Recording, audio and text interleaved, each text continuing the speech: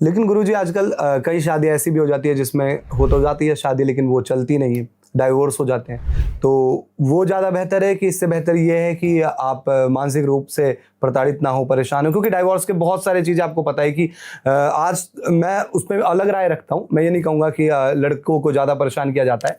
कई हमारे समाज में आई थिंक हम वो 1 या 2% ही अखबारों में पढ़ते हैं जहाँ पर लड़के परेशान होते दिखाई देते हैं। वो भी सही है अपनी जगह। लेकिन आपको फिर क्या लगता है कि अगर ऐसी शादी करा दी जाए, अरेंज मैरिज या शादी हो जाए और वो सही तरीके से शादी हो जाए पर चले नहीं, तो उस मामले पर आप क्या सोचते हैं?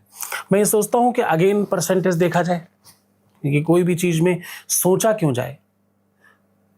जब बचपन में पढ़ाया जाता है कि मान लिया राम के पास 10 रुपए हैं, तो है। श्याम ने 5 रुपए ले लिए, राम के पास कितने बचे? तो जवाब आया 5 रुपए। 5 बचे पर थे तो नहीं। अब राम से वापस मांगे जाए 5 रुपए दे दे भाई, 5 रुपए बचे तेरे पास। तो बोला नहीं, तो माना गया था। सोचा क्यों जाए, परसेंटेज फिर देखा जाए कि जितने भी अरेंज मैरिज होते हैं उसमें कितने परसेंट तलाक हो जाते हैं।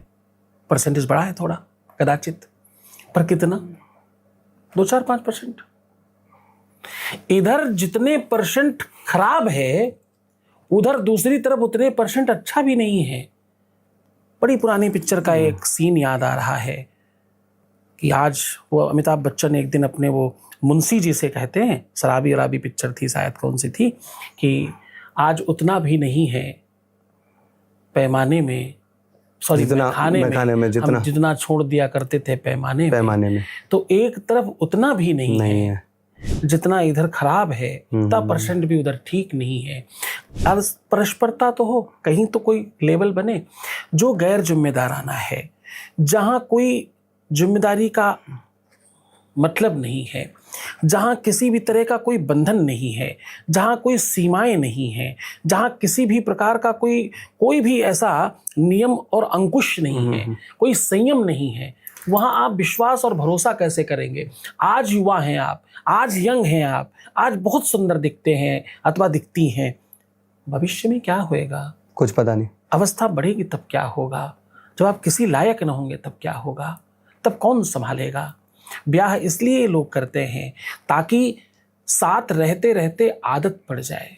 गुरुजी संभालने के लिए तो ठीक है, मतलब हमने देखा है कई शादियां सफल भी हुई है, पर आज के दौर में हम देखते हैं कि संभाल तो रहे हैं, रिश्ता सही चल रहा है, शादी भी सही चल रही है, लेकिन उसमें आमतौर पर खबरों में आता है, देखते हैं कि पति का कहीं और चक्कर चल रहा है, अफेयर चल रहा है, पत्नी कहीं और है, रिश्ता सही चल रहा है, समाज में सब कुछ मजबूती है, लेकिन जो मन है वो कहीं और लग रहा है।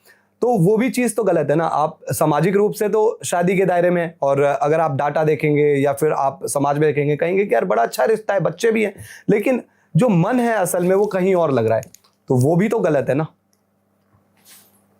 नहीं, मुझे लगता है इसमें भी बड़ा कुप्रचार है, और इसमें भी मुझे लगता है कि डेटाज गलत बात करते हैं, लोग भी गलत बात करते हैं।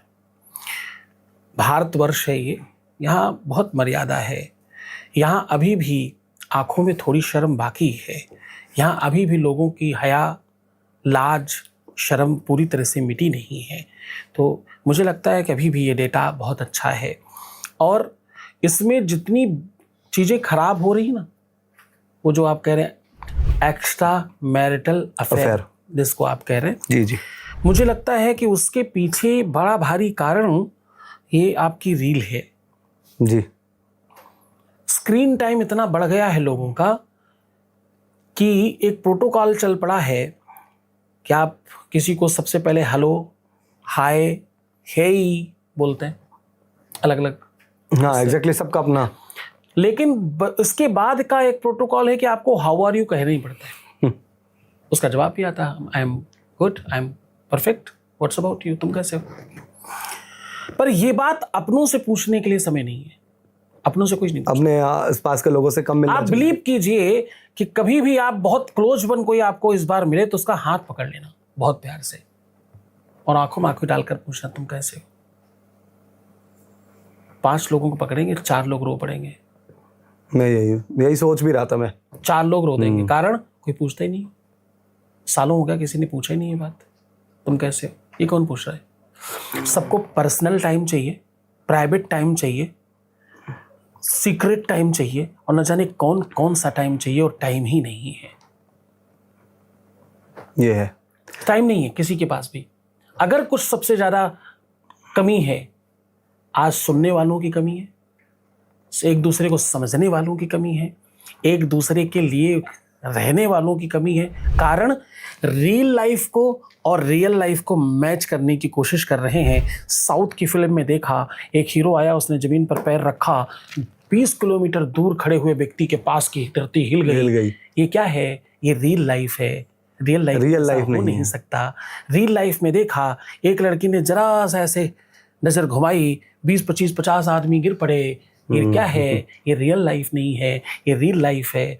रील में आपने देखा कि एक सुकुमारी इस ढंग की दिख रही है ऊपर से नीचे तक। जब कैमरा घुमाया गया तो लगा पूरा विश्व की सुंदरता, कामदेव इधर ही खड़े हैं इसके आसपास कहीं। ये क्या है? ये रियल लाइफ है। ये रियल लाइफ नहीं है। यहाँ खाना पकाती हुई, यहाँ भोजन बनाती हुई, यहाँ सफाई करती हुई, यहाँ कपड़े धोती हुई, यहाँ घर के परिवार को संभालती हुई महिला और माता है। उसका अपना अस्तित्व है, उसकी व्यवस्था है, उसका अपना ढंग है। रियल लाइफ और रियल लाइफ में जो अंतर है, उसको वो इतना थिंक हो गया, इतना पतला हो गया है कि लोगों ने वो रियल लाइफ को रियल लाइफ में और रियल लाइफ को रियल लाइफ में महसूस करना शुरू कर दिया है। पूरा का पूरा ख्याली पुलाव है। ऐसा ही चाहिए, प्यार तो ऐसा होता है, पति तो ऐसा होता है, पत्नी तो ऐसी होती है, इसको तो ऐसा होना चाहिए। जैसे अभी आप थोड़ी देर पहले कह रहे थे, मान लिया जाए, अगर ऐसा हुआ तो ऐसा होना ही चाहिए था, वैसा ही होना चाहिए था, इस रिश्ते को तो ऐसा ही होना चाहिए था। आजकल ऐसा कौन करता है? आजकल ऐसा कौन नहीं करता है? ये जितनी भी चीजें ख्याली व्यवस्थाएं हैं, बस यही सब मानने वाली व्यवस्था, ये सब सत्यानाशी का संसाधन है। ये रील और रियल को जब तक आप अलग अलग नहीं करोगे, तब तक जीवन में कुछ अच्छा नहीं।